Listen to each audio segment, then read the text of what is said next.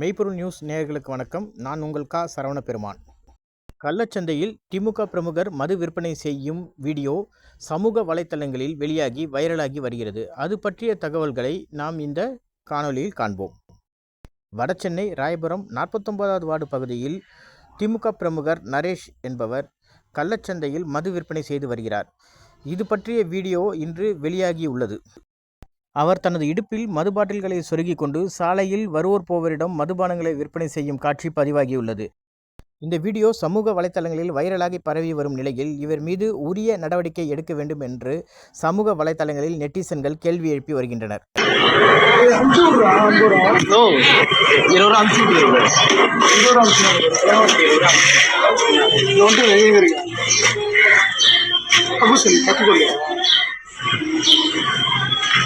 ₹270 அமிச்சாங்க. 30 தரணும். தான் 30 தரமாட்டேனா வந்தோடனே அனுப்பிச்சு விட்றேன். என் நம்பர் தான்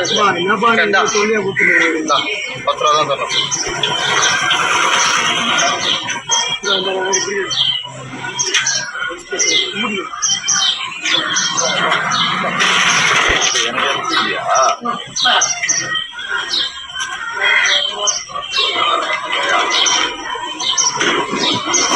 இந்த வீடியோ உங்களுக்கு பிடிச்சிருந்ததுன்னா லைக் பண்ணுங்கள், கமெண்ட் பண்ணுங்கள், கீழே இருக்கக்கூடிய பெல் பட்டனை கிளிக் பண்ணி சப்ஸ்கிரைப் பண்ணுங்கள். இன்னும் நிறைய வீடியோஸ் உங்களுக்கு இந்த மாதிரி வந்துக்கிட்டே இருக்குங்க.